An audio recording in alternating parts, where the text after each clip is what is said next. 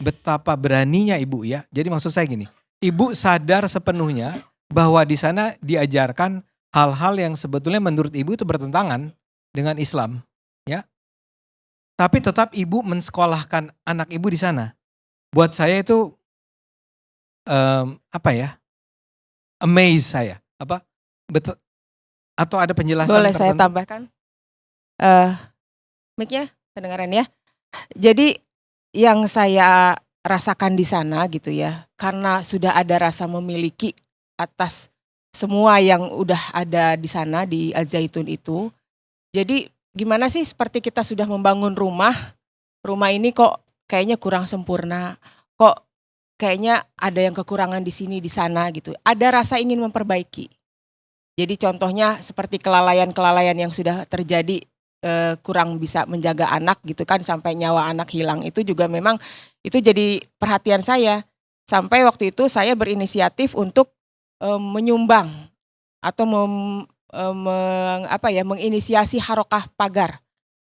Jadi memang itu sebagai, sindiran ya terutamanya untuk Panji, bahwa memang kelalaian itu karena tidak mengutamakan keamanan. Yang jelas-jelas di situ kedalamannya sangat dalam ya, 9 meter kalau nggak salah. 9 meter tapi di situ di lingkungan anak-anak kan seharusnya dipagar gitu ya. Jadi memang, itulah, mungkin rasa sabar saya gitu ya selama ini dengan apa yang sudah menjadi, milik saya juga gitu, milik keluarga, ingin memperbaiki. Jadi walaupun ada rasa deg-degan dengan menyekolahkan anak ke sana, tapi memang selama sudah menyekolahkan pun saya mencoba tetap kritis gitu, coba memberikan masukan-masukan. Tapi ternyata di sana pula lah saya mengetahui bahwa oh di sini memang otoriter. Panji itu memang ternyata demikian. Nggak bisa menerima juga masukan-masukan yang itu untuk kebaikan anak-anak. Ya contohnya kantin di gedung pembelajaran gitu kan. Kan anak-anak lapar itu dalam masa pertumbuhan bikin jadi berantem kan, bikin cepet emosional dan juga sering mengantuk, itu tuh nggak pernah bisa terselesaikan kalau memang perut anak itu nggak kenyang gitu. Nah saya coba memberikan ide atau solusi seperti itu tuh tetap tidak diterima gitu, walaupun Oke. itu untuk kebaikan. Boleh saya komentar ya Bu ya? Silakan Pak. Jadi gini Bu, saya yang berada di luar kan harus berusaha menafsirkan apakah benar yang terjadi di dalam Azaitun tersebut adalah sebuah misalnya tadi, apakah benar di situ anak-anaknya diajarkan untuk menjadi pecinta NII misalnya ya? Apakah benar di sana anak-anak tersebut diajarkan untuk percaya bahwa saat ini kita tidak perlu sholat atau karena masih di era Mekah belum di era Madinah? Apakah benar bahwa anak-anak di sana diajarkan untuk mencuri demi kepentingan NII dan seterusnya? Kan Nah, itu yang kita tidak ketahui di luar, ya. iya. Nah kalau maksud saya begini, kalau cuma soal cara mendidik anak itu bisa berbeda-beda antar sekolah. Ya, apakah anak itu didera dengan keras atau dengan lemah lembut, ya kita bisa beda pendapat kan. Tapi kalau sampai si Azaitun ini benar-benar mendoktrinasi para siswanya untuk membenci Indonesia misalnya dan lebih mencintai membangun negara Islam, buat kami ini kan sebagai orang-orang yang berada di luar, kita akan merasa ya kalau gitu serius nih persoalannya.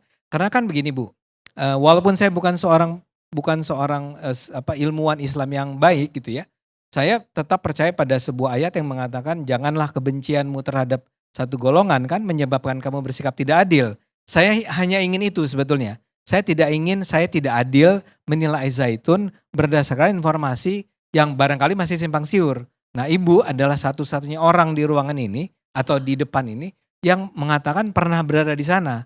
Jadi saya sangat ingin mendengar penjelasan ibu. Nah, contoh yang fatal yang membuat saya termotivasi untuk angkat kaki dari sana, cabut anak dari sana itu kan karena sudah mendengar juga contoh yang tidak baik di sana.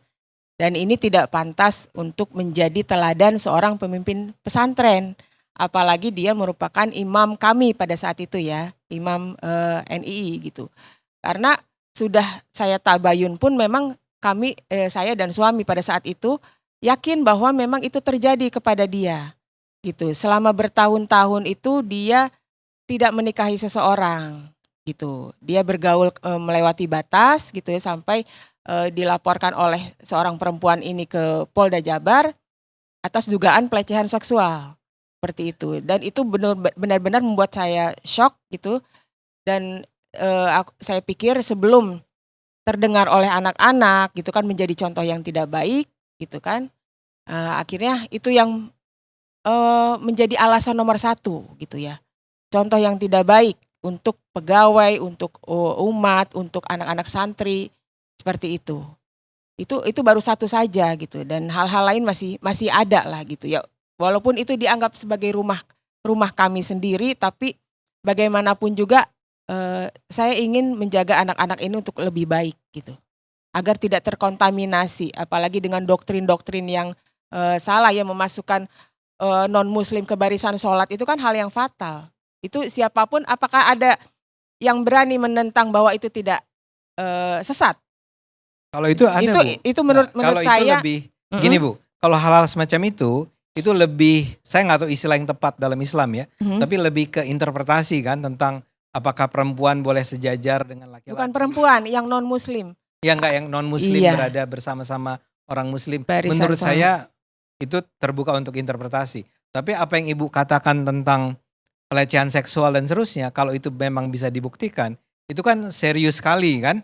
Buat Serius, sebuah. sangat. Nah Iya. itu yang saya juga heran kenapa Pak MUI tidak menemukan itu kali. Iya, dan saya heran Ini juga saya kenapa jadi belum penanya ada ya, yang Pak. bertanya mengenai bukti-bukti yang sudah saya teriakkan di Mokom ya, di mobil komando saat itu.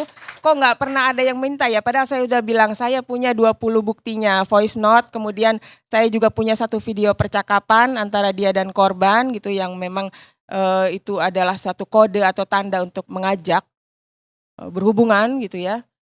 Sampai saat ini belum ada, padahal saya sudah face to face juga, udah berhadapan dengan para aparat atau yang terkait ya dengan hal itu. Padahal ini suatu hal yang fatal gitu, karena begini, waktu di dalam gitu ya, kami berpegangan tangan pun itu nggak boleh. Bersentuhan lebih dari pegangan tangan pun itu disuruh jauh Kak, atau lapor, atau tahkim, istilahnya itu seperti pengakuan dosa lah di agama lain ya gitu. Jadi kenapa kejadian terhadap dia itu tidak bisa dituntut untuk tahkim gitu, untuk pengakuan dosa seperti itu. Ya memang saya juga pada akhirnya merasa ya wajar aja orang dia sudah membubarkan majelis syuronya. Kalau di NI itu kan ada majelis syuro, dibilang sejajar MPR lah kalau di Indonesia gitu ya. Tapi itu sudah dia bubarkan. Jadi dia memang sebagai orang yang di posisi tertinggi secara struktural gitu. Jadi bagaimana dia mungkin mau lapor kemana atau mau tahkim kemana, apa sama Tuhan langsung gitu kan. Sedangkan umat-umatnya diajarkan untuk tahkim atau lapor kalau melakukan perbuatan salah atau dosa gitu. Misalnya merokok juga sama, di sana tuh tidak boleh gitu. Jadi ini hal-hal yang sudah fatal dan bisa jadi presiden buruk dong untuk umat, atau presiden buruk dong untuk santri gitu. Karena itu sudah jadi rahasia umum sejak tahun 2016, itu sudah disuarakan sama guru-guru yang 116 itu yang dia usir dari sana gitu ya.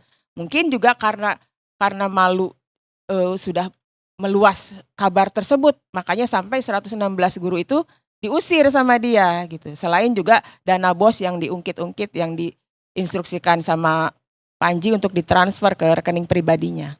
Baik, Bu. Gitu Pak Ade. Ada lagi? Ada yang kurang puas Pak Ade?